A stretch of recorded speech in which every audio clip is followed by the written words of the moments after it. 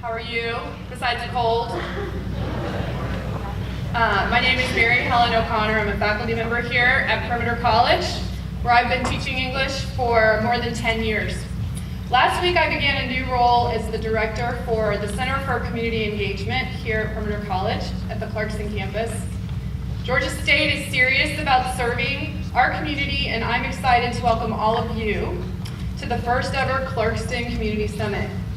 We're excited you've decided to spend your frigid Saturday inside with us in what we hope will become an annual gathering to have meaningful conversations with you about what we can all do together to improve the health and wellness of our community. We have a lot to cover today, so I'm not going to say much. And to get things started, I'd like to introduce Assistant Professor of Health Policy and Behavioral Sciences at the Georgia State School of Public Health, Ashley Owens-Smith. She's also a Clarkston community member. And Dan Gordon, Vice President of Community Partnerships and the Chief Engagement Officer for Emory University.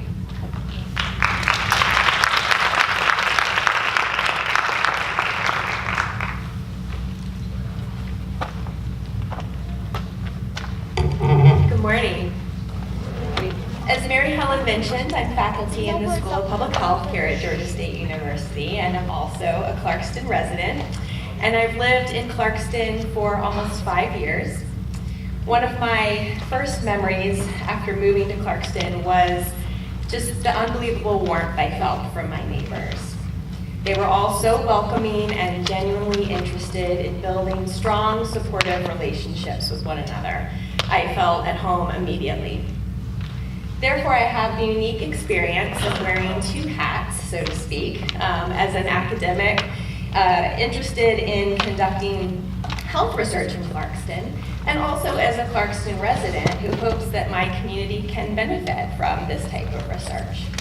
So I want to serve as a bridge between GSU and this community, which I think will be facilitated by the recent consolidation between GSU and Perimeter College. Now we have a sandbox for this work in our own backyard. This really does, I think, present an important opportunity for the School of Public Health to work collaboratively with the Clarkston community to address the social determinants that negatively influence health, as well as work to support the strengths of this community. There are so many success stories already, and that's thanks to all of you and your efforts here. In fact, we recently worked with some of you to submit a grant proposal to the Centers for Disease Control to establish a prevention research center here in Clarkston that would focus on positive child development and advancing the health and well-being of future generations. Of course, we don't yet know whether the grant will be funded, fingers crossed, but regardless, we're committed to a long-term relationship between the School of Public Health and the Clarkston community. As we move forward, this collaborative relationship needs to be based on mutual respect and understanding. And so we're pleased to be here today with our colleagues from Emory University so that we can better learn about one another and from one another, especially all of our shared priorities and our shared challenges, so that we can think about the best ways to work together towards a common goal. Please share with us your aspirations as well as your frustrations, and we look forward to a meaningful and sustained relationship. Thank you.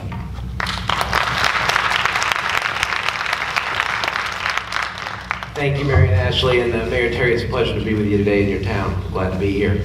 On behalf of Emory University, my name is Dan Gordon, and I'm pleased to serve as the Chief Engagement Officer and soon-to-be Chief of Staff at Emory University for President Stirk, who is absolutely thrilled we are here representing Emory today. I had a few quick facts for you, and then I'll share some formal remarks. Did you know that Emory recently acquired DeKalb Medical Center down the street and is going to be investing very, very heavily in that hospital system, which will affect, hopefully, many of you positively? Also, did you know we treated 6.9 million patient encounters over the past year across our broader healthcare system? Did you know about all the hundreds of millions of dollars, over $700 million of research coming in through Emory to help better society and create new knowledge for our professors, students, and researchers and partners across town? But if you notice, I'm intentionally saying it's not just Emory. It's a group of people that we work with that creates 1 + 1 = 3, or hopefully 5, 6, 7, and more. So we couldn't be honored to share the stage with the sponsors behind you there, particularly Georgia State, who we're working closer and closer with on really important matters affecting all of us. Personally, as an international studies major and a former member of government who enjoyed working with international delegations, I just want to let you know how welcome you are here and how much we hope Emory will serve as a wonderful place for you to enjoy Atlanta, the broader region, and most importantly, the things and your dreams that you're passionate about that we can hopefully help you to realize. Formally speaking, I'm just glad to see you and welcome. We are delighted to have you at this inaugural event. Let's make this a great future, since this is our first time doing this together. And many of you have taken your Saturday to be here, which shows how important improving health and wellness in refugee and immigrant communities are throughout Atlanta and beyond. Emory University is committed to expanding the university's connectivity internally and across all sectors of Atlanta and the region, and the Refugee and Immigrant Health and Wellness Alliance, led by the Emory Global Health Institute and a former CDC director, is an example of Emory's commitment to strengthening existing partnerships and forging new relationships. We hope your time here today will be well spent. You'll have the opportunity to network, share stories, inspire each other, and that you'll be energized to engage with the Alliance moving forward. It's not just about today, it's even more so about the future. And before I hand it over to Parmi Suchdev, a good friend and colleague, who I thank for inviting me to be here today, who is the Associate Director of the Emory Global Health Institute, who will give an example of, an overview rather, of the Refugee and Immigrant Health and Wellness Alliance. I just wanted to one more time say on behalf of Emory, we're thrilled to be here and hope to be an excellent partner to you, and importantly, the Clarkston Committee, which means a lot to us, Mayor. Thank you very much.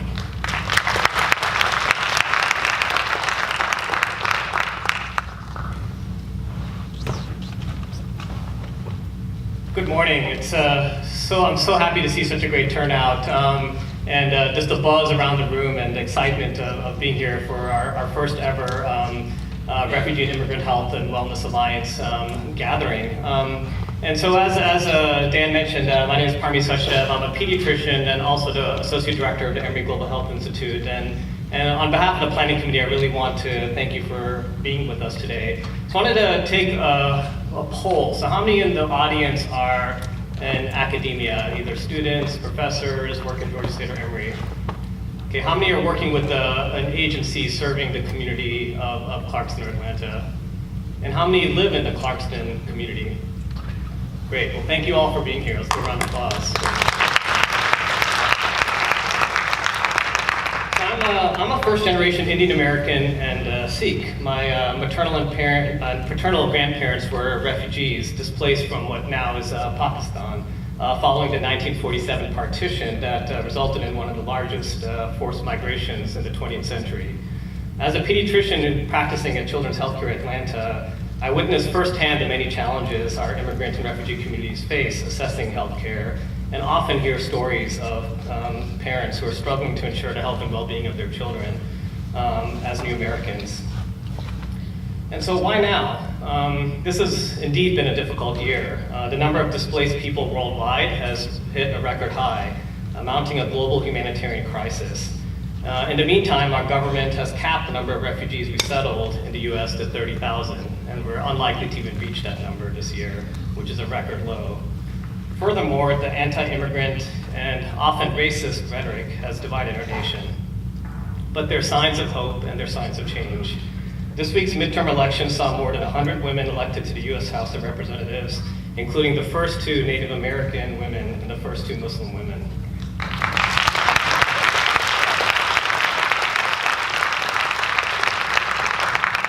So what is REWA? Why are we here? So as an academic community, we really want to contribute to the efforts to improve health and wellness in immigrant and refugee communities. And this led to the creation of REWA about a year ago. And we're really here today to launch this initiative and really capture your voices. And really, so our goal is to support existing programs in the community, to provide comprehensive, integrative, multidisciplinary services around the core of refugee and immigrant health and well-being.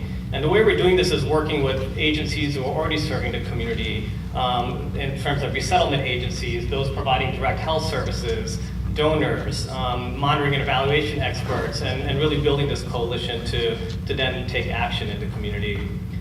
And just a brief recap of what we've been doing over the last year. We were gracious to receive a planning grant from the Kaiser Foundation, which led to the formation of a working group within Emory University. As many of you know, in a large university, there are many folks who are already working in this area, and so part of it was getting everyone together on the same page. And then that led to the formation of REWA, which includes members from a lot of the agencies who are the experts in this area. We did a listening tour, we had some partner engagement meetings, and then my colleagues here from Emory are going to tell you about a community assessment that just happened. And then really today our goal is to capture the voices of the community and those serving Clarkston more collectively to eventually then put together a proposal for action, because that's really what we're here to do is to make some positive change. So with that, I'd like to introduce Manal Siddi and Lucy Whitehead, who are graduate students at the Rollins School of Public Health at Emory, who will tell you about their community assessments.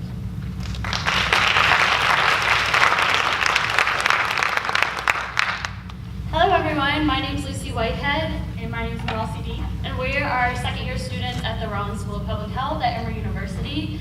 And over the past several months, we have been working on a community assessment, and that's what we're here to tell you about. So why do a community assessment? What's the purpose? We do community assessments as a process intended to gather as much detailed information as possible to create initiatives that are tailored towards the community. We have conducted this community assessment specifically to better understand Atlanta's immigrant and refugee communities and their health needs.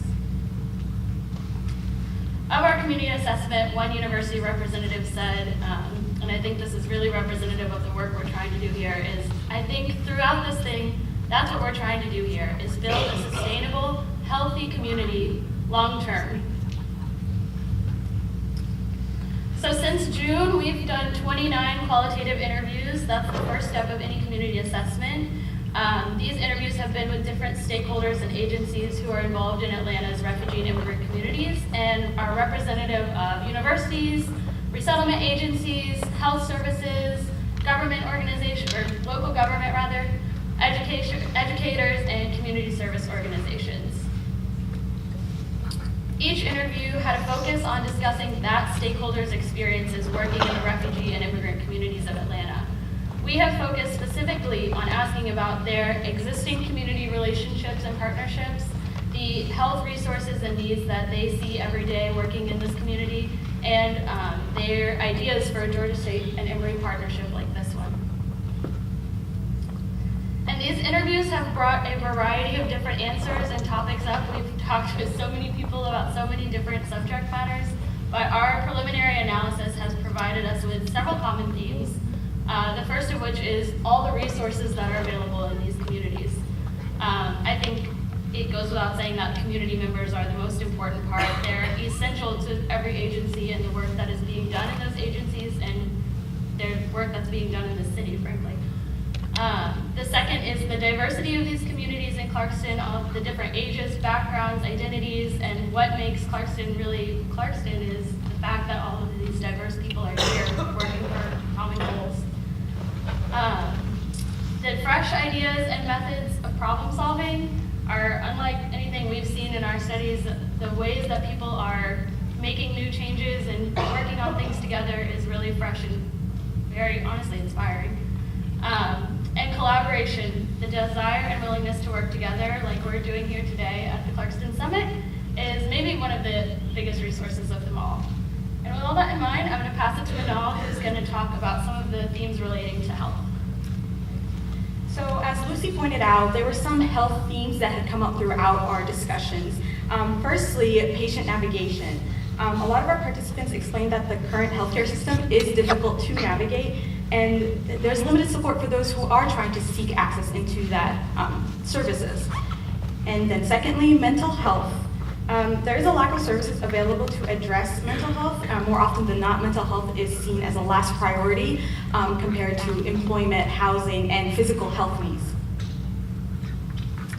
This one, insurance, is a big one.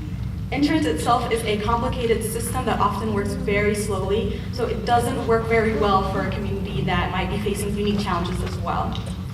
And another is having adequate translation services specifically is really, really important into accessing healthcare. It's a non-negotiable component.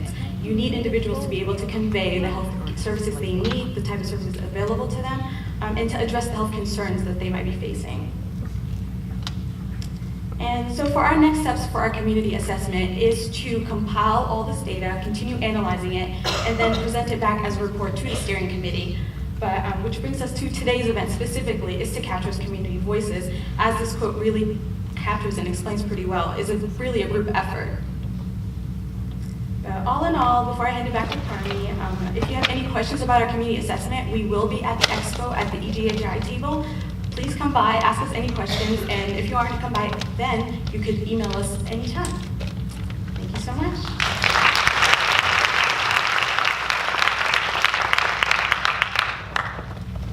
Hopefully that got some of the juices flowing in terms of some of the initial areas we've heard from the organization serving the community in terms of what some of the priorities should be. And so we took those priorities that we heard and we created those are the themes for the breakout sessions, which will follow this plenary session. And really that's the goal. You've heard this many times, is to really, we want you to share your voices at these breakout sessions. We're gonna have note takers. We're gonna really try to capture what we hear, bring it back to you in terms of making sure we got it right. And then the other way you can really share your voice is through some evaluations. On the last page of your program, there's a written evaluation. You can fill it out and tear it off and put it in a box that they're scattered across the campus. And then we want you to go to our website. It was created last night at about 11:59 p.m. And so it's phase one of the website, and we want you to join our Viva listserv.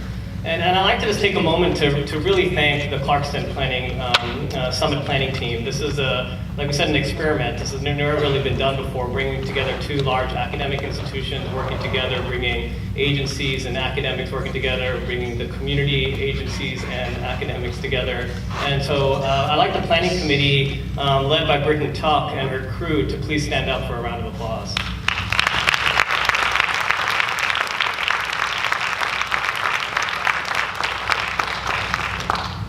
All right, so with that, we're going to transition to the highlight of this morning, which is our panel session featuring experts in refugee health and leaders from the community. And the way we'll do this is each panelist will give some brief remarks, and then Mary Helen will moderate the panelists in a discussion.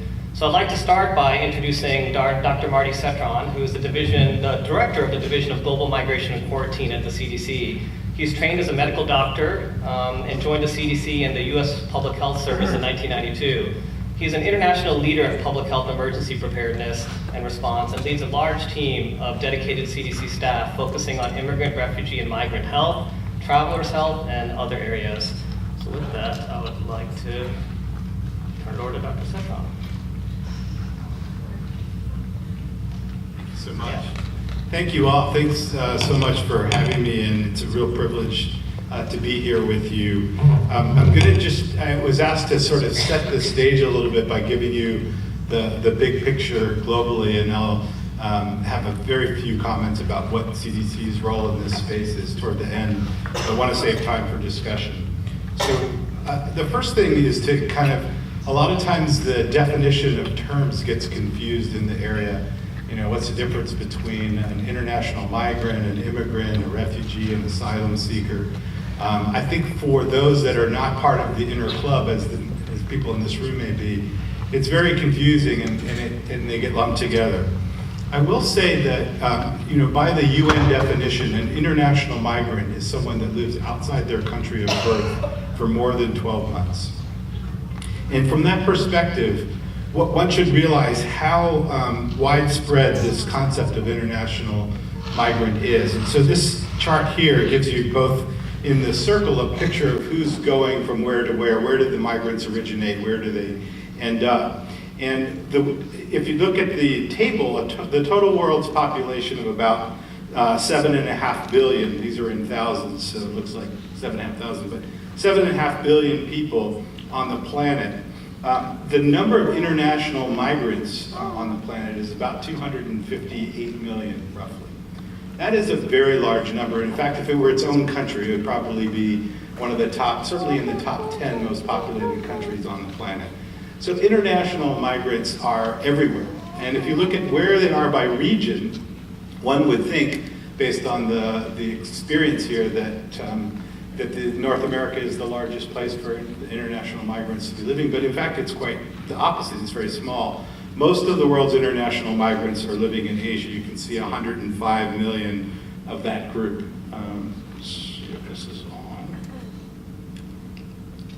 So of the 257, 105 million are living in Asia. Europe has another large proportion of the international migrants, and Latin America in the Caribbean. But North America is actually quite small as a region. The only one that's smaller is sort of Oceania. So in fact, the world's international migrants are living everywhere, north, south, east, west. Migration is going from south to south, south to north, in all which ways. And so international migration is a part of the global community and the global village and the sort of global agenda. You can look at sort of the net flows of migrants in out in this picture here, if I've got the slide bar right. And the blue circles represent receiving countries and where net migration is incoming, and the red are sending countries and where net migration is outgoing. So let's see if we can start this just to give you a flavor. This is a 5-year period from 2010 to 2015.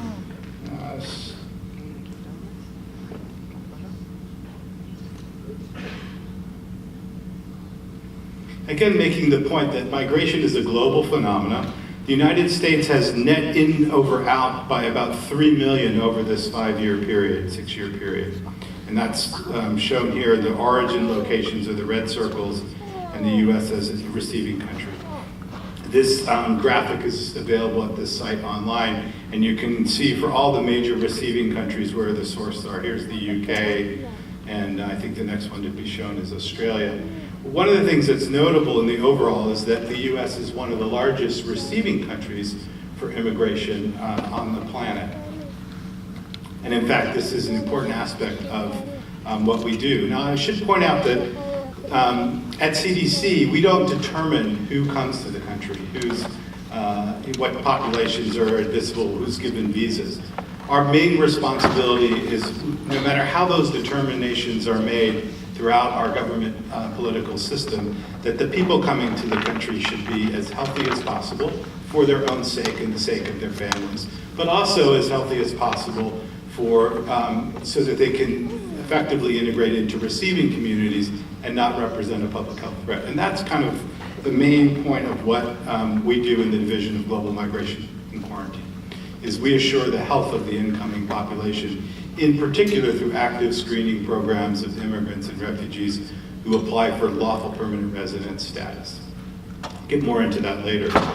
Now, what about the sort of refugee concept of this? If the total international migrant population is about 257 million, how many people are forcibly displaced? Well, here's the latest numbers from UNHCR. And you can see, and as Parmi mentioned in his opening remarks, 68.5 million people are forcibly displaced worldwide, usually by conflict, armed conflict being one of the biggest drivers. These forcibly displaced populations, one would think, are these all refugees? Well, that's really not the case. There's a subset of those. In fact, 2/3 or 40 million of the forcibly displaced are internally displaced populations within the same country of their origin and birth, but moved around by the consequences of war and violence. Think Syria and many other places where there's a lot of armed conflict that's forcing people out of their homes in destroyed spaces and unsafe spaces to other places. This number, 68.5 million, is the largest since World War II, so the number of forcibly displaced among that total of 257 million is quite high globally and reflects the status of armed conflict affecting large populations. Among those, UNHCR's count as 25.4 million are refugees. And the definition of a refugee is having formally left your country of birth and crossed an international boundary as a consequence of this forced displacement and unable to return because of a legitimate fear of persecution or threat or violence. There are also asylum seekers, and this is a term that's been in the news a lot lately with regard to the Central American populations of movement. Now, many of these aren't formally determined ahead of time to have met refugee status, but they're leaving conflict zones in Central America, El Salvador, Honduras, Guatemala, and they're making journeys northward in this case to seek asylum and claim asylum status in a safe country because of the conflict. So you can see in that array of international migrants the different proportion that fall in other places. There is also, I think, a misperception in the West that the West is hosting the largest proportion of these displaced populations. And you can see, in fact, 85% are hosted locally, and that among the refugee populations, 50% of the refugees are coming from 3 locations right now shown here: South Sudan, Afghanistan, and Syria. But the top refugee hosting countries are in fact not Western countries. Turkey is hosting 3.5 million, Uganda 1.4 million, many Congolese, for example, Pakistan, Lebanon, Iran, and so on. So many of the countries that are hosting refugees are in fact first countries of asylum, often across an international border in proximity. And that's an important point to make. Refugees that are resettled from secondary countries of asylum to third countries represent a smaller proportion even of the total refugee pool overall. And Western resettlement is really a small fraction of the total refugee hosting responsibility. So that's sort of by the numbers. And I think I put that up just to kind of put into context some of the facts around this, which I think often get distorted perhaps in some of the chaos of rhetoric. Another thing to give you a feel for this is looking at the global refugee crisis from a big picture, looking over a period of 15 years, 2000 to 2015. And if I may, I'm just going to show you this, this little graphic, which is gathered through UNHCR data.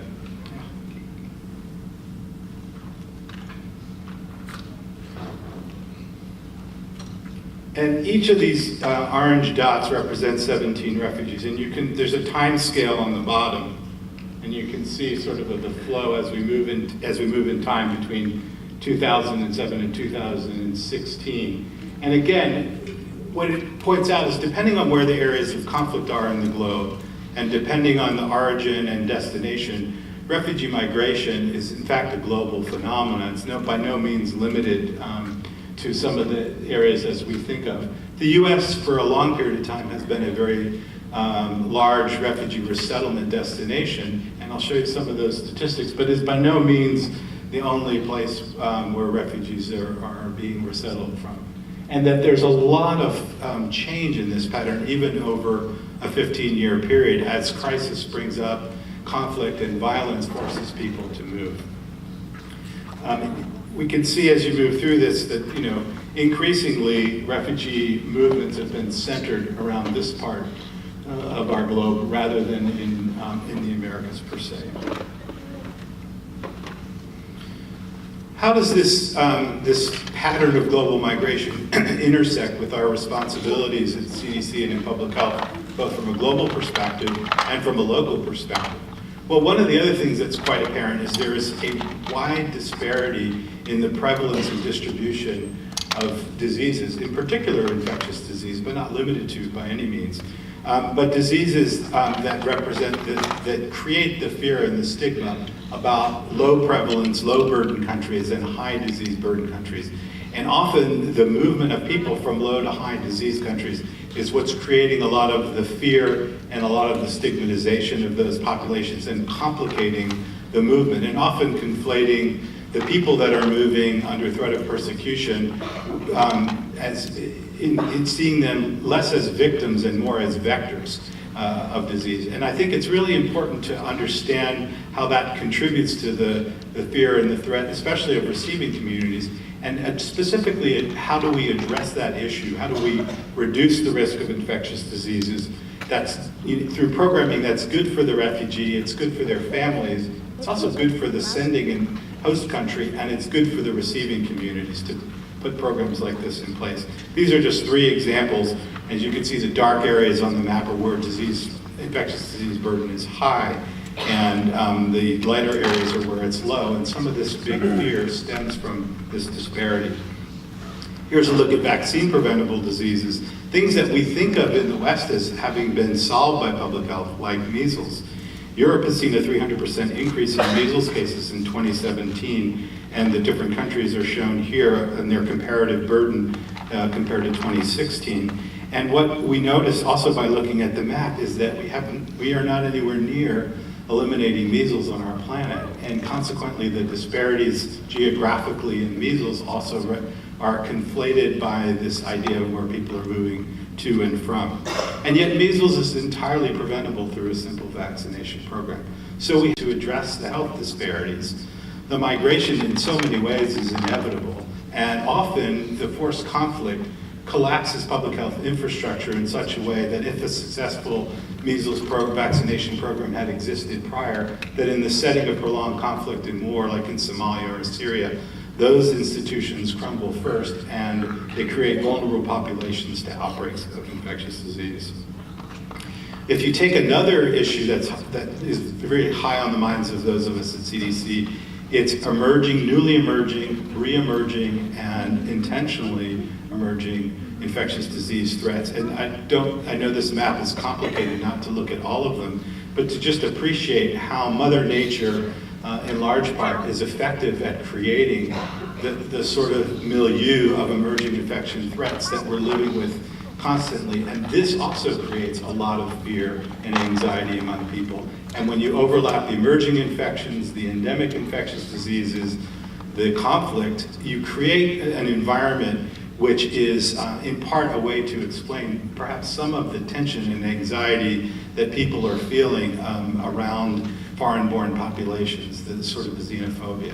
It is the collective responsibility of all of us, and in particular, it is our primary mission at CDC to address these health threats and these health disparities in a way to take them off the table with existing toolkits so that the issues about who moves where and how healthy people on the move can contribute to productive society and enjoy safe and secure lives. That is the ultimate mission that I think we all share in common. UNHCR just did a look at their global consultations in 2017, 8 million global consultations from 21 countries, and almost 93% of these were around communicable disease threats. This doesn't necessarily reflect the world's burden of disease, and clearly, as we heard this morning, mental health and chronic diseases are widely on the rise, but the things people are afraid of that generate these consultations are this infectious disease threat and the fear around that and what turns victims into perceived vectors. And you can see some of the top conditions globally that make up these consultations to UNHCR and outbreaks. What's the US picture look like? In 2017, this is sort of the pyramid of who's been admitted. Almost 30,000 refugees, about over 1 million immigrants applying for lawful permanent resident status. About half of these apply from overseas. Half are adjusting their visa status from a temporary visa in the United States to a permanent visa. But that's 1 million people a year in that category. Our program is responsible for active health screening and intervention for this about 1.2 million people every year. And we do this through 700 panel physicians that live and work all over the world and 5,000 civil surgeons across the United States who execute health screening around communicable diseases, diagnose, cure, and treat and cure, and prevent where possible all of these kinds of threats in the populations at their origin before they even begin their journey. And in many ways, because of these programs, these populations, uncharacteristic to what public perception may be, are among the healthiest of the people coming into the United States because they go through such an intensive health screening and treatment program. Below that, you see the non-immigrant admissions in terms of temporary workers, student visas, and others. And of course, we have the world's busiest international land border where there's several 100 million legal north and southbound crossings. But the actively screened populations are represented at the tip of the pyramid. So from a health threat perspective, this infectious disease risk is absolutely at its minimum from immigrants and refugees. Also something I think the general public doesn't know. And then thinking about the support for this program of refugee resettlement, looking over the long haul from 1975 to 2017, has been a long-standing program across the last 40, 50 years in the United States. Began early. What you can see is at times, for example, after the Vietnam War, the resettlement numbers were up over 200,000. And you can see how that has changed over time in terms of the numbers, but also how it's changed in terms of the origin countries that make up the refugee population. Let's focus in a little bit more on more recent history, say the last 15 years or so. This is from 2002 to 2017. And what you notice about 2002 is it was right after 9/11. And again, another incident where global terrorism impacted the sense of fear about who's coming into the country and from where. And the refugee resettlement program after 9/11, when enhanced security screening and vetting procedures were in place, was at an all-time low. In 2017, we're sort of back to that scenario, and I would argue that, again, it's a reflection of fear predominantly. It's not a post-9/11 incident per se, but there is this global trend toward nationalism and toward fear of the other in such a way that it impacts the policies of various decisions in the programs and the comfort level of receiving communities. And we can be part of those solutions by providing solid foundations in health and health security that is good for refugees, good for their families, good for sending communities, as well as good for the receiving communities. Just to pick up on something that Parmi said, here's a cap that's set by the president each year, and the cap, the annual cap is in black, and the numbers emitted, which are sort of the target goal toward that cap, are shown in blue. And in 2018, that cap for refugee resettlement was 45,000. In 2019, about a month ago, it was set by the president at 30,000. And in 2018, the target numbers were even smaller. So if you look at the fiscal year, and I realize it's a little different from the calendar year, the 53,000 or 54,000 admissions of refugees in the fiscal year, the top 10 countries represented almost 90%. And they're shown here. This matters to all of us so that we understand the context of the populations that we're serving. But if you look at FY18, that number is down to just under 20,000, and the top 10 countries of distribution has changed as a reflection of U.S. government-wide policy. Regardless of what the government's policy on who will be coming to the country, the CDC's commitment and responsibility is to ensuring the health of these individuals. And we do this not by being reactive and waiting till people arrive to try to address the health threats, but we're very actively engaged upstream, proactively, sometimes as much as 10 years in advance with the identified populations. And I won't take up everyone's time to go through the specific screening programs for tuberculosis, sexually transmitted infection, treatment, mass treatment for parasitic disease and worm infections, which contribute to low growth and stunting, as well as inability to achieve healthy cognition and thinking and learning and development. But in over a recent five-year period, CDC's programs upstream, pre-departure, reached out into refugees from 59 different countries, provided over 2 million vaccination programs to 270,000 refugees who are not required to be vaccinated prior to arrival by law, in distinction to immigrants. And presumptive treatment, mass drug administration for malaria and the neglected tropical diseases to 78% of the US-bound refugees. Just on the crude economics of all of this, that has saved almost $16 million each year to the US public health system, because most of these interventions are much more cost efficient to deliver upstream at their source than they are through the US health system. Examples for tuberculosis, for a panel physician exam of $100 to $200 to screen and treat and cure tuberculosis, in contrast to dealing with cases of tuberculosis in the US, which for susceptible disease can be $20,000, for drug-resistant disease can be anywhere from $300,000 to $500,000 per case. It is clearly more efficient and effective to work with these populations at the first point of origin rather than waiting for communities to be in the US. And by improving the health in that system and providing continuity of care from pre-departure all the way through resettlement, it allows us to be very efficient in our use of public health services. Now, there are many things that we don't and can't do overseas. And this is the place, I think, in so many ways where people in this room and the collective efforts of a consortium in serving immigrant and refugee communities can be very helpful. We try to do the best we can with communicable diseases of public health significance, removing that fear, stigma, and threat. But we are not really able to effectively deliver mental health services or a lot of chronic disease services, cancer diagnosis and care, diabetes, hypertension. There are so many health conditions which are not addressed really effectively in this program that I'm describing. And this is where I think all of you come in such an important way in providing that kind of follow-on and continuity of care. So I hope I've offered you a little bit of perspective and a little bit of understanding of what CDC's role in being a partner with you in all this, and I'm really looking forward to the conversations and discussion over the course of the day. Thanks very much.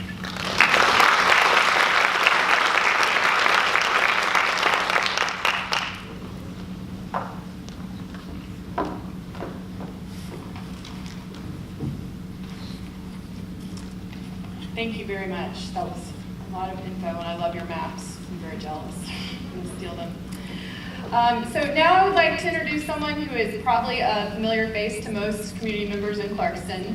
He was elected as the youngest mayor in the 135-year history of the community. Mayor Ted Terry is leading a vision for a more welcoming and compassionate community. As mayor, Ted has raised the minimum wage for city employees to $15 an hour. He made Election Day a holiday and helped enact the strictest indoor smoking ordinance in the state. And he also serves on the Board of Health, right? We're going to add that too. So I just want to welcome him, and he's going to have a few words for us. Good morning, everyone. Can y'all hear me okay? Well, welcome, Clarkston. And thank you, Captain Marty, for giving us that good primer on refugee resettlement and migration. I usually have to start off when I speak places to educate folks on that issue, so thanks for taking care of that for me. I think that I wanted to start out by just acknowledging that I think that we're gathering here at the summit in Clarkston at an auspicious moment in Georgia's history and probably the nation's history.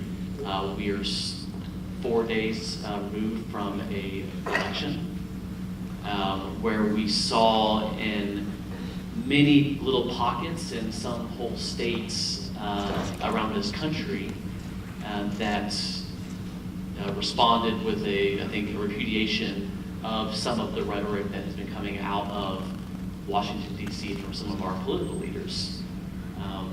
It doesn't seem that we quite had a reversal here in Georgia, at least at the governor's level, but certainly at a congressional race and state house and state senate races, particularly in DeKalb County and other little pockets here in Georgia. And so I think what we have to take to heart today and moving forward is that we are still in a divided nation on some really fundamental issues of not just policy when it comes to health care and health insurance coverage, but also culturally when you talk about immigration and migration and caravans and refugee resettlement and asylum seekers. It's really, the easiest thing to do is to kind of retreat back and say, well, we won, or if we won in our areas, we won. If we lost in areas, we lost, and to sort of go to our corners. But in order for us to, I think, to find some sort of path forward to some cultural reconciliation and compassion and understanding of each other, we're going to have to do even more work to bridge those gaps. Clarkston is a really unique place to do that. I always like to quote my favorite American author, Mark Twain, who said that travel is fatal to bigotry, prejudice, and narrow-mindedness, and that one cannot develop broad, wholesome, and charitable views of the world by vegetating in one's own corner for one's entire life. The short version, the bumper sticker version, is travel is the only cure for ignorance. and we're going to be talking about how to cure a lot of things here at the summit. But I think that's an important thing that we have to cure. If we're going to make really substantial policy changes and cultural mindset changes in our communities and our country. We, in a lot of ways, I think in Clarkston, are a glimpse of a future America that will be more diverse, ethnically, culturally, language, religiously. And in a lot of ways, we can point to areas where we have to improve on. We're not perfect in the city of Clarkston, but we can point to areas that I think dispel a lot of the conspiracies, the hyperbolic rhetoric, the fears that people have. We can showcase those things that bring us together without telling the other side and the political argument that they're wrong and we're right. Tolerance really does have to go both ways. And so I think from the information and the community connections and hopefully the inspiration we gather here today, we're going to have to go forward in our respective programs, in our degree pursuits, in our community engagement.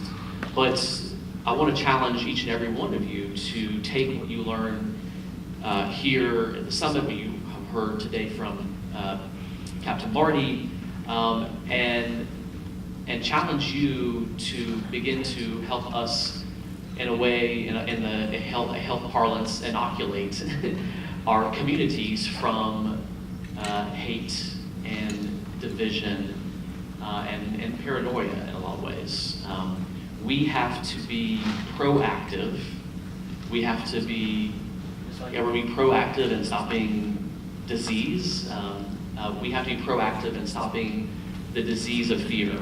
And so that requires us to, when we hear people say that immigrants are taking a piece of our country, that they're taking our jobs, that they're bringing crime and drugs, and that they're causing problems as opposed to enhancing our community, we cannot just be silent.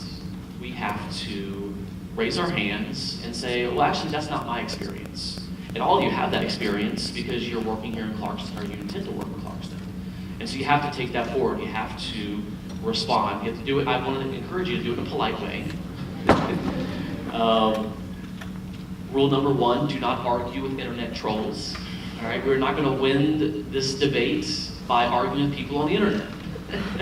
We can share ideas and share videos and share news articles and share personal experiences on the internet. But the work that is going to be done to change the hearts and minds of people who either were inoculated themselves from being open to diversity is to meet them where they're at. And to be a voice of compassion and reason and persistence, because you're not going to win an argument in one conversation. It's going to take weeks and months and probably years. And in a lot of ways, some people in this room may have been working their entire lifetimes on this issue. And we certainly have made progress. But we're going to always have these moments where we're going to have a pullback in our society and our culture, but hopefully that pullback springs us even forward farther than we had ever hoped. And so I want to thank you, each and every one of you, for spending your time, your energy, volunteering, spending so much of your attention to support the goals and the principles that we have here in Clarkston. In so many ways, the state, the country, and the world are watching Clarkston. Vice Mayor Yasu, myself, others have had the opportunity to travel to foreign countries to represent and speak on behalf of the people of Clarkston, and the world is watching. They are interested to know how is it that a community that is so diverse in languages and religions and nationalities and things that you would think would be this paradoxical cauldron that could boil over at any moment has simply just been simmering for 35 years, creating a really amazing stew, continue that metaphor. And there's a lot of people, I think, who are hoping that it fails. They're hoping for something horrible in Clarkston to happen. They're hoping that the almost a third of our population that doesn't have access to health insurance, that are low income, will say, oh, well, that's it's a poor community. It has has poor health outcomes. See, that's why Clarkston is failing. That's why this model cannot work. This is why we need to strengthen our borders and put up walls and to stop people from coming into this country. But we, I think, in so many ways have shown that this future glimpse of America is not only special and inspiring, but it's strong economically, culturally, it's powerful in so many ways. And the work that we're doing here today and in the future, I think, will inspire others in this state, in this nation, around the world, that this future of diversity actually will make us stronger. Thank you.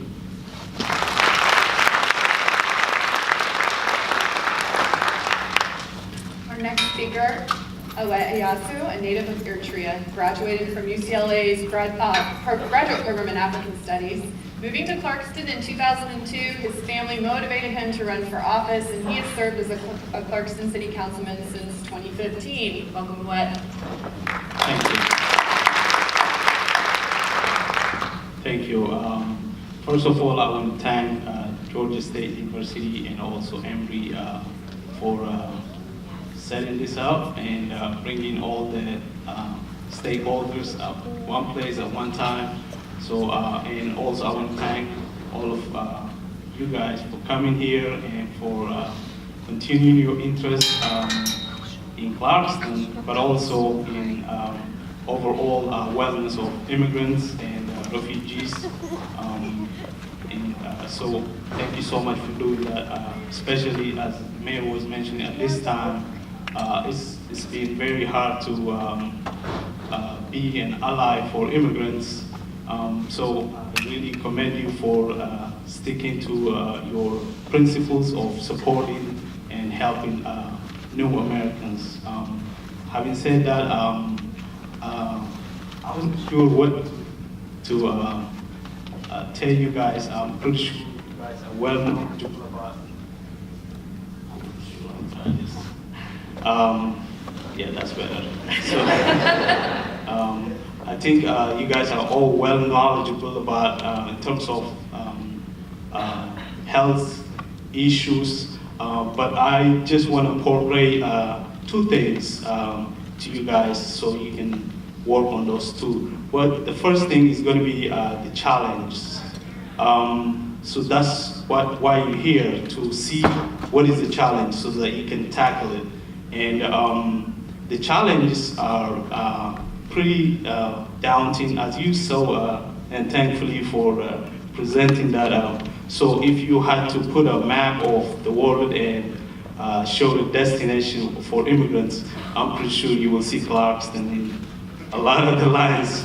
So all those challenges, they come to Clarkston. Well, I'm not saying it's bad, but it definitely, refugees come with challenges.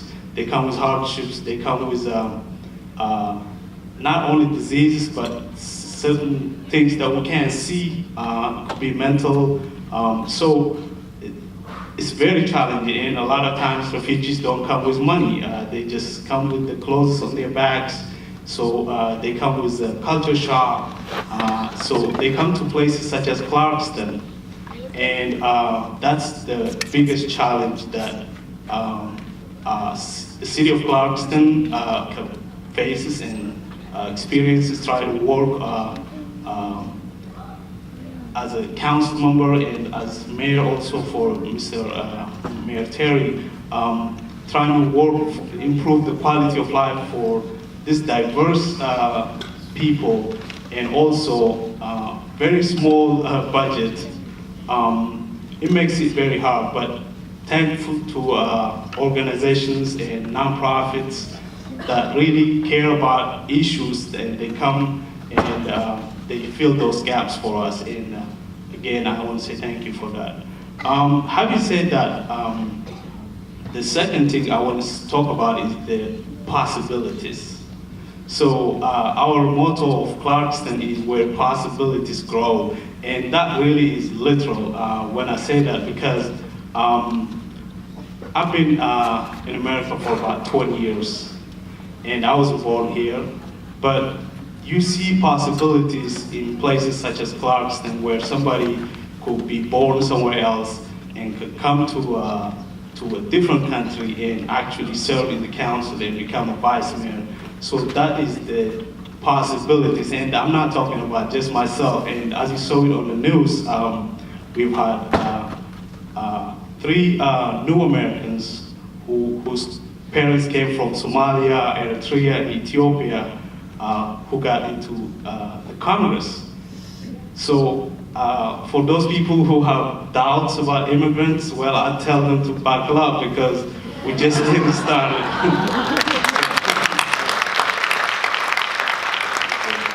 So that's the possibilities. The possibilities are really getting started. And I see it on the audience right here. I see so many people who are who have achieved so much,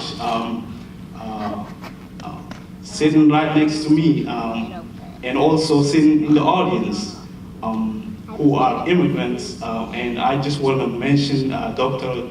Haval, for instance, who came here as immigrant and who got his PhD, and now he's a doctor helping not just immigrants, but all Americans who have different backgrounds. And people like Haval are the possibilities for Clarkston.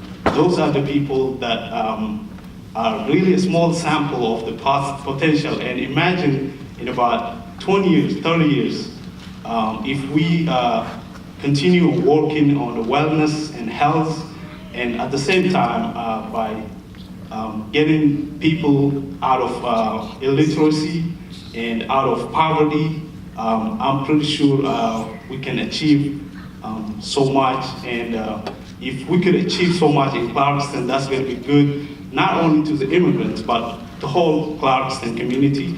Plus, which is good for America, because if immigrants succeed, America will succeed also. So it should be looked at. This potential is not harnessed yet. I like to tell people, like, I don't have a lot of uncles or grandparents who were medical doctors or who were attorneys or I'm not sure which one you guys prefer, lawyers or so it doesn't mean they're not smart. It just they were not at the right place at the right time. Which I meant is they did not have the infrastructure for educational growth such as here.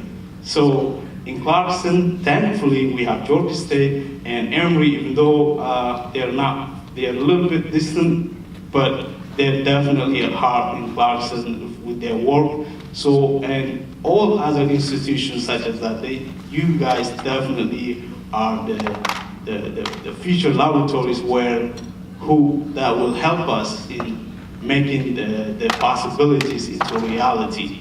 And you could definitely do it by, I don't really have a lot to tell you about health again, but health is tied with poverty. If we cannot get our people off poverty, the health aspect will not also succeed. So we have so many people. Diversity is beautiful in itself, but diversity without getting people out of poverty, it will not help the future generations and also the current new Americans who live in places such as Clarkston. So your role is very important, and places like this, events like this are very helpful. They will definitely, we're gonna hopefully look back and say, okay, that's where we started talking. That's where we made this happen. That's where so many people got interested about immigrants, and they helped so many people in terms of alleviating their health, but also getting them out of poverty. So I just want to say these possibilities if we meet the challenges, I think they could definitely become realities, and we could have more council members, mayors, and congressmen, and congresswomen, and councilwomen, and also and attorneys or lawyers.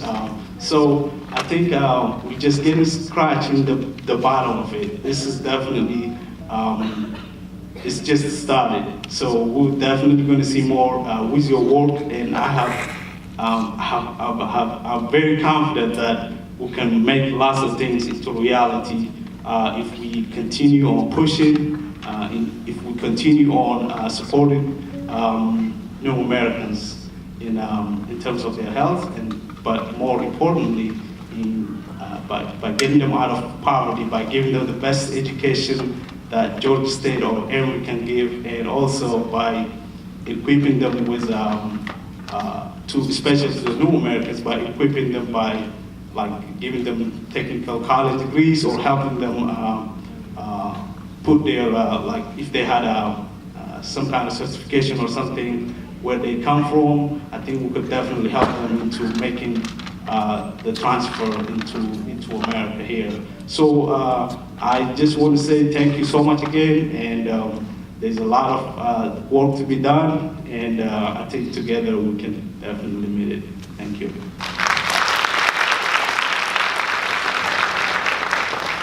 Finally, I'm really excited to introduce Naima Abdullahi, who's a reporter for 11 Alive News. She's born in Somalia. She moved to the U.S. in '96 and considers herself an honorary Southerner. Growing up in Decatur, she spent professional stints in Charlotte, North Carolina and Columbia, South Carolina before fulfilling her dream to return closer to home to work. Please help me welcome Naima. Hey guys, how are you? So I asked Mary Helen to kind of help me direct my time because I'm usually the moderator and never on a panel, so I want to make sure I stay within the time frame of speaking for 10 minutes. My first question is, raise your hand if you speak more than one language. Oh, wow, this is great. So, okay, raise your hand again, and then just shout whatever your second language is. Sounds like a lot of options. Okay, so raise your hand if you were born in another country. Okay, now let's all just kind of say where the homelands are. Okay, so there's a lot of people like me in the room. Again, I was born in Somalia. We left Somalia 2-3 years after I was born because of the war, and then we went over to Kenya because Somalia was not a safe place to be at that time. Although it's a beautiful country with beautiful culture, beautiful pride, beautiful history, it was just a very difficult time to be there. And when I first joined the panel, I think I expressed, I'm not here to talk politics, I'm not here to talk about political views or political things going on in the world, because my job as a journalist is just to present the information, to hold the powerful accountable, and to let people know what's going on in the world in a very objective way. But I do want to share my personal experiences. So we moved here, '96, no English, hey. Got an ESL, learned English, I think, I was fully, I could understand everything within 3 years. Went to Avondale Elementary School, a huge international community on Memorial Drive, and then we lived in the downtown Decatur area where I saw a lot of opportunity. And although I didn't have a direct connection, well, I did have a direct connection to Clarkston, I had relatives here, but I didn't live here, but we used to be here all the time on weekends. And one thing I noticed was it made my mother feel very comfortable to come to a city on the weekends where she felt like she was well represented. That familiarity when you're transitioning to a Western society is very important because it lets you assimilate, it lets you understand, and it lets you be a productive member of society. So Clarkston played a huge role in my family's comfort zone, huge role in aunts and uncles and cousins and second and third and fourth cousins. So it was a beautiful place to just come on weekends and to kind of feel as if a little bit of home was here. So that's what I have to say about my love for Clarkston. So the next thing we were going to talk about were some of the obstacles and challenges you faced as a new immigrant in the United States. I think the biggest challenge is not knowing what the resources are. And the immigrant mentality is, regardless of what you have in life, regardless of how much money is in your pocket, you're always gonna find ways to survive. That's just the immigrant mentality, right? No matter where you are in the world, you're gonna survive, you're gonna thrive somehow, and you're gonna stretch your penny as far as it needs to be stretched. But one thing we weren't aware of is resources. We didn't know where the resources were. We knew who could be our translator if we needed to go to the doctor. We knew who could give us a lift or who could tell us which MARTA bus to ride to get to Grady Hospital. So we could navigate our way around the Atlanta area, but we just didn't know where help was until we started to actually have conversations and get to know people in the community. So it took a while to know where the resources were, so I think that was the biggest thing. And the second thing was mentorship was huge, where there wasn't a lot of people that looked like me who was doing what I wanted to do. So I didn't know exactly who to reach out to know what the limitations and the potentials of my dreams were. So oftentimes I kind of felt like I was limited, so that was a huge obstacle. And another thing was just that academic push, right? It's like, okay, C- is good enough, you're gonna pass the class. But you know, there weren't a lot of people in the community to say, okay, C- is the bare minimum, you're worth more than that, you're capable of more than that. So that was, those were limitations that we faced. So what kind of advice do you have for anyone who's facing those challenges that might be sitting out there? I would say reach out to people. You don't know how much people are willing to help when they make it to whatever level of success they may determine success is. There are so many people that I started emailing when I was in college who were CEOs and executives and running media companies, production companies, executive producers of TV shows, and you think, okay, those people are untouchable. Why would they even, want to respond back to me? But when people see a genuine interest in you, they're willing to invest in you. Networking is not just opening a door for someone and just letting them walk through it. It's a mutually beneficial relationship where they see something worth investing in you because they see a little bit of themselves in you. So I think becoming vulnerable, sharing your story, and reaching out to the people who can help you can definitely establish you to have the kind of mentorship needed to succeed and thrive. That's actually one of the questions we had for the whole panel. So we open it up to all of you all. If you want to talk about mentorship, is something that comes up a lot. Ball and I talk about this a lot. Is something that is, and you just perfectly illustrated. For a person in a new community, finding a mentor can be a very difficult thing. So I wondered for all of you, if you had a comment on a personal mentor or an experience that was particularly motivating to get you where you are today. That's a very good question. To me, I think my experience coming from a different cultural background, even though it had its shortcomings, it also was something that motivated me. For example, talking about being in the council, to me, I come from a background where we don't even know what a city council is or parliament is, or we don't have any democratic process where I grew up and where I came from.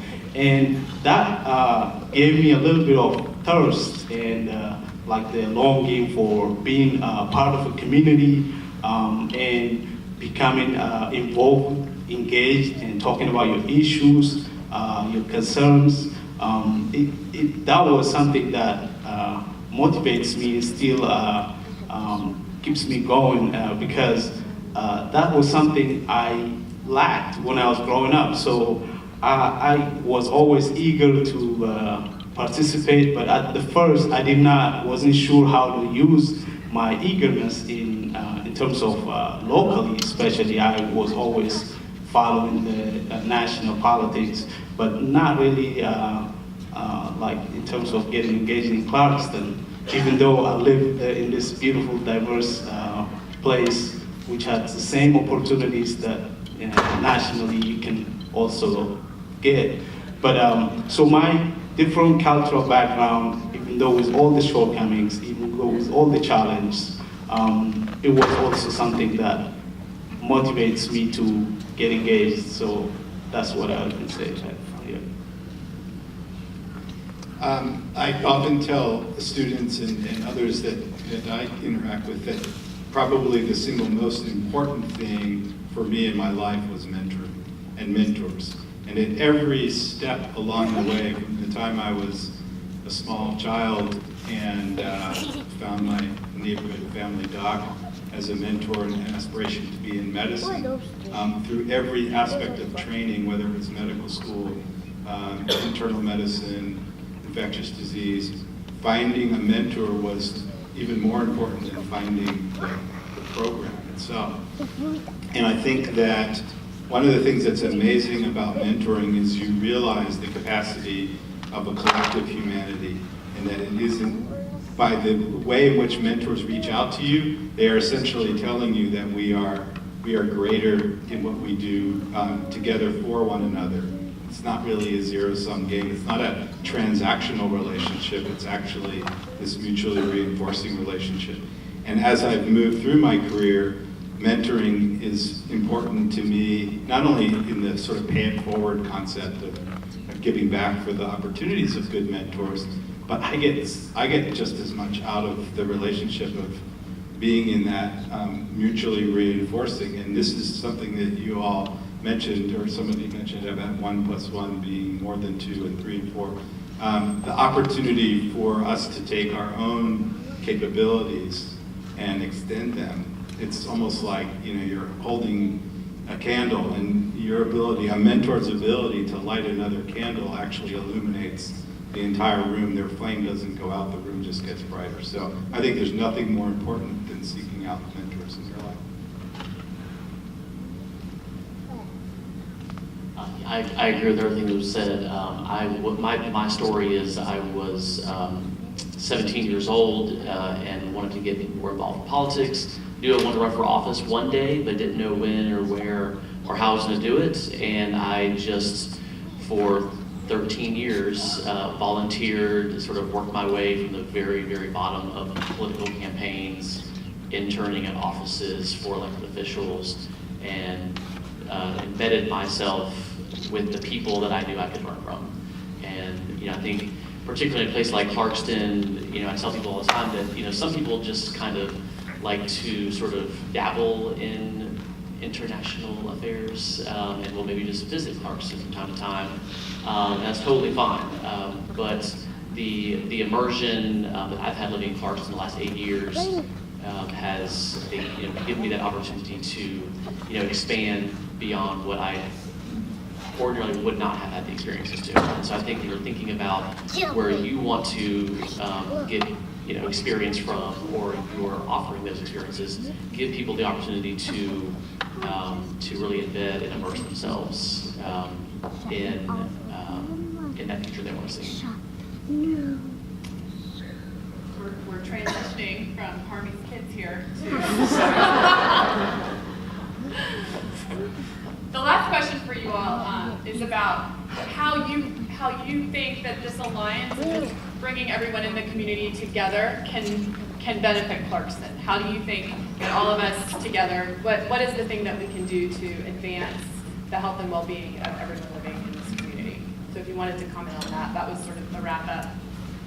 Sure, yes. Before I answer that, I did want to point out that just something that I think is adding to what we're talking about today in terms of health and wellness is the city of Clarkston is embarking upon a $20 million plus infrastructure project over the next 18 to 24 months.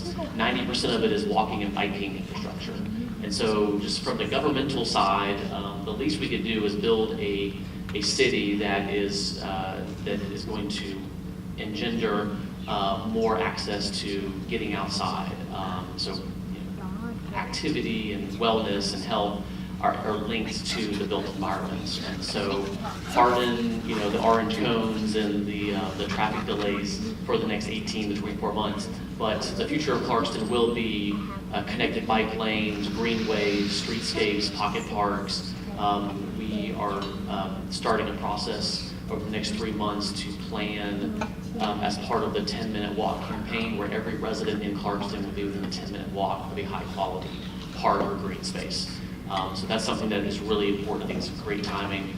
And I think, just what's the convergence of Georgia State University. We have the Clarkston campus here, so it's only natural that Georgia State and all of the expertise and knowledge and capacity you bring can enhance so many aspects of Clarkston.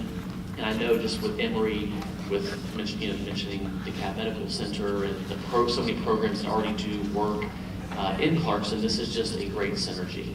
And so I'm just really excited that these two venerable institutions are working with Clarkston because we need the help.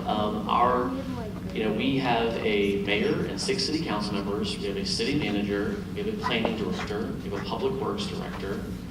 We have a judge. We have a code enforcement person. And we have police officers. And we have some public works employees. That's it.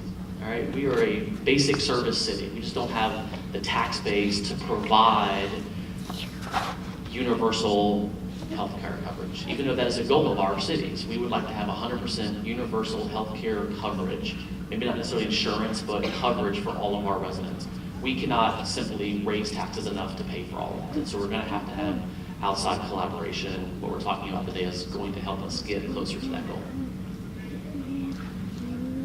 I think that, seeing what this Metro Atlanta area has to offer in terms of its nexus of academia, community engagement, diversity of points of view, perspective, cultures, is an incredibly powerful example. And you mentioned that sometimes you're out representing the experiment of Clarkston in the broader world. I'll go back to just a biologic metaphor, and it's really clear that the species on the planet that survive are the ones that diversify intensively. The most successful, whether it's insects or beetles or all sorts of other things. I think I read a National Geographic piece about beetles, which was just fascinating, and pictured colors. The cover had all these eclectic multicolored beetles reflecting their diverse genetic lineage, and they are the most successful species on the planet. And what you have is this natural experiment in a place where there is a combination of diversity, talent, not only in culture, but also in the lens with which people look at problems and collectively solve problems. It is a phenomenal place in which to quote my colleague here, of reaching unheard of potentials. And it's really exciting that the Clarkston experiment sits inside of Metro Atlanta, home to so many distinguished institutions as well as committed people. Thank you. I definitely agree, and I think the only thing I can add is I will try to go back to what I said earlier. First, from a health perspective, I know that you can definitely work on expanding on, our mayor said, insurance coverage. A lot of immigrants don't have insurance, obviously, and also helping expanding access to, especially helping people navigate the healthcare system. Those are some of the things that can definitely be done right away. But I see that in terms of long term, I look at the challenge. I know we can cure diseases, but some of the stuff we cannot just cure by medicine is poverty. And that is, and unfortunately, it's a fact that a lot of immigrants, we don't come with richness and wealth, and we don't really, I personally don't expect handouts, or even most immigrants, they don't expect handouts. What institutions such as Georgia State University and Emory can give us is the tools to get out of poverty. And that's where you guys definitely could come. And if you could tackle that, you will definitely be able to shoot 2 birds with 1 stone. I know you're gonna be able to help immigrants get over their health concerns, but I really see, for example, it could definitely help a lot in terms of improving our education system here in DeKalb County in general. I'm not going to say just Clarkston, because throughout DeKalb County, our schools could do better, and having Georgia State and Emory in terms of mentoring our high school students or giving them scholarships, access to basically helping them navigate that also needs some navigation. So almost everything needs help with navigating the health and the educational, especially higher education. So you guys definitely have a lot of role to play, and I would really say that the last goal should be in helping immigrants get out of poverty. And if we could do that together, I think we could accomplish so much, because that's really one of the biggest challenges. And if we could definitely help immigrants, that's definitely good for everybody. And that would help the city of Clarkston, that would help DeKalb County. So I really value this so much, and this is just the beginning, I believe, and we definitely need to go further and try to work towards alleviating the living situation of immigrants. I got little kids, so I go to their schools, like middle schools and my elementary school, like Robert Shaw and Champion Middle. And when I see so many kids who have so much potential. And it's interesting that you just feel like this is not America. If you go to one of these schools in DeKalb County, you see so much diversity, and that's where you will see the potential. But that will not happen without your help. Without your help, these kids cannot reach their potential. So I really encourage Georgia State to do some practical things right on helping people really through advances in terms of education. So as we begin to, bring resources together to figure out how to help the immigrant population in Metro Atlanta, I think one thing that should be realized is we live in a very fascinating region of the world. Atlanta has an identity that's different than any other city in the South, that's different than any other place in the country. And once we understand the power of a place like Atlanta, that avoided becoming a place like Birmingham in the 60s. A city that's now avoiding becoming like Harlem and San Francisco with gentrification issues. You have to understand, so many people have sacrificed so much in this city, where it's a city that's too busy to hate. And once that historical context is understood, I think you understand how powerful the voice of everyone in this city is. From the William Hartsfield generation to Ivan Allen, to Maynard Jackson, to Andrew Young, Bill Campbell, Shirley Franklin, Mayor Kasim Reed, and now Keisha Lance Bottoms. You have to understand the transformation of this city, where the demographics have shifted, politics have shifted. Metro Atlanta as a whole, the population is around 5 million. The rest of Georgia, the population is around 5 million, right? So this region has a huge voice that's heard, that mobilizes the entire nation when it comes to issues that affect minorities. So I think, as the collaborative efforts come together, and the issues are important to the people in our region, the research base also has to be there to understand that every road in Metro Atlanta is named after someone who made a significant impact, from John Wesley Dobbs to, Joseph E. Boone, Joseph E. Laurie, you name a road, that's someone who put their heart and soul in transforming this city. So I think, we have to understand that the crown has already been purchased for us because of the sacrifice that so many people have made, and that's very powerful. So if the young kids in Metro Atlanta can understand that their crowns have already been purchased, they know that their first step is someone's last step, and that person has sacrificed so much to put them in that position. That's so beautiful. The last time I was on the stage, it was with John Lewis. Wow. So thank you for reminding us. I love John Lewis. Okay, thank you all so much for those experiences and wise words. I'm going to invite my co-conspirator in everything we do in Clarkston, and somebody who everybody knows, Dr. Tony to come give us some marching orders for the afternoon. Hello everyone, I'm going to keep it very short, trying to get your blood flowing and stand up in a little bit. So, my name is Naval. I know most of you here. I'm also connected to Clarkston because I was a resident here for 13, 14 years.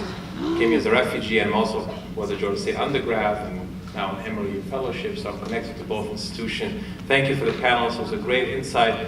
And I think taking the time on Saturday morning to be here speaks a lot of you guys and them too, so I really appreciate you guys for being here. Thank you so much.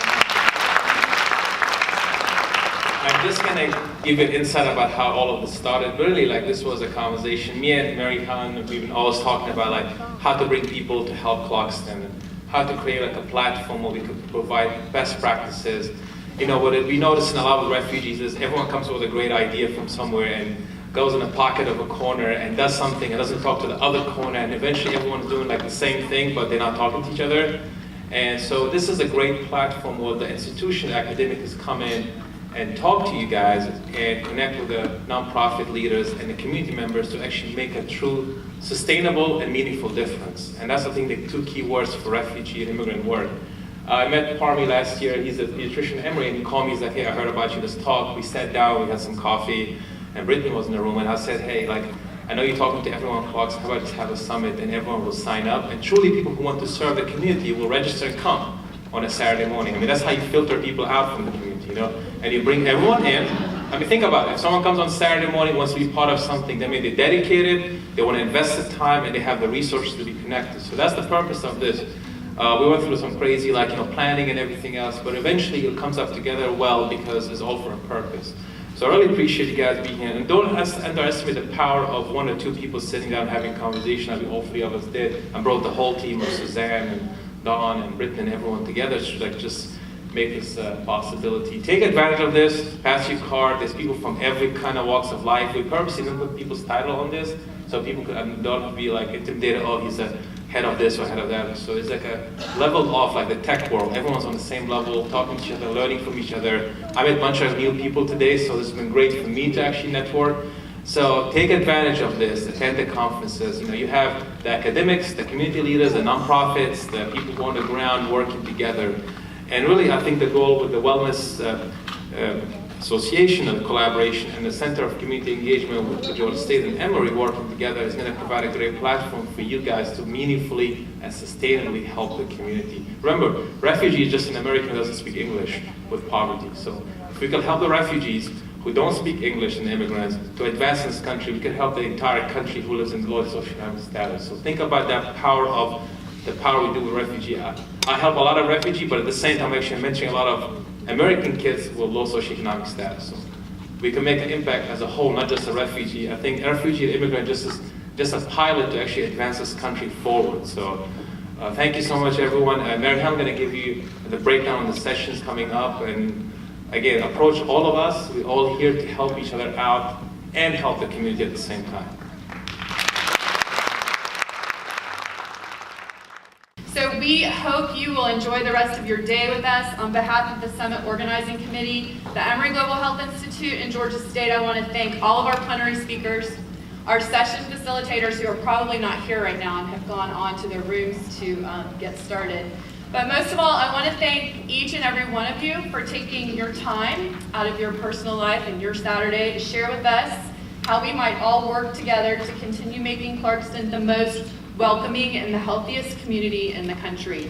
Thank you.